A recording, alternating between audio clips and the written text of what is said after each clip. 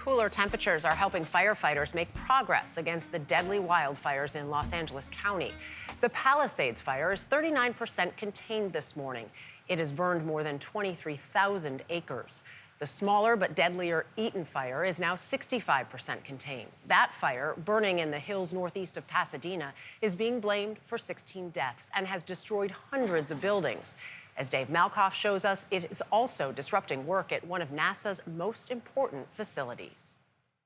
This is how you see NASA's Jet Propulsion Laboratory most of the time. A room packed with scientists talking to the stars. It's weird to be in here without people. This is how it looks today.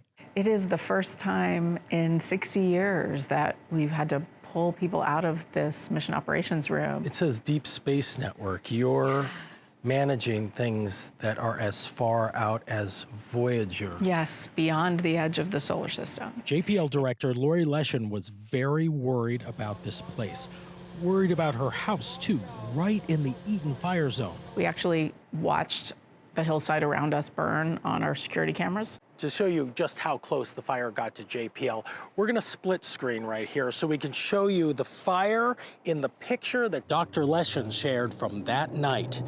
It was right at their doorstep. Here on lab, we have our own firefighters. The NASA Fire Department was right in this fight, assisting other agencies. CAL FIRE helicopters snorkeling water from JPL tanks. The DC-10s dropping all the retardant. You can see the pause check lines. They've been lying here on the hillside.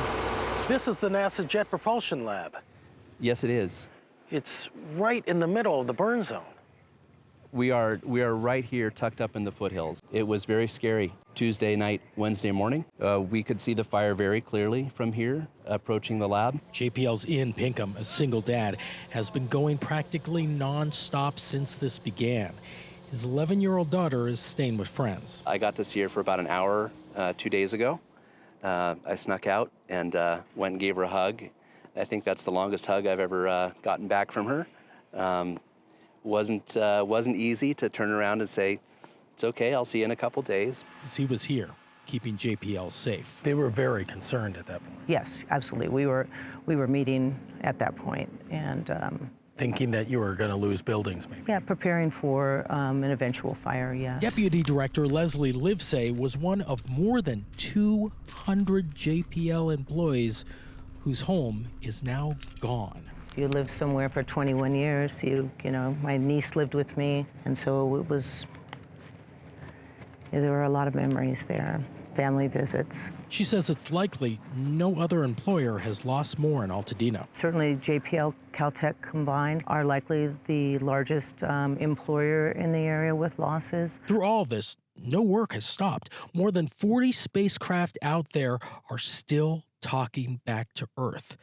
This room is how the universe understands its nature.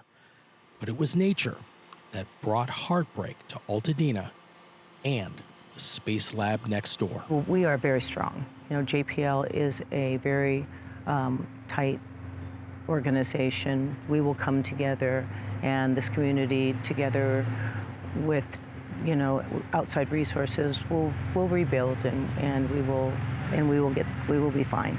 For CBS Saturday Morning, Dave Malkoff at NASA's Jet Propulsion Laboratory.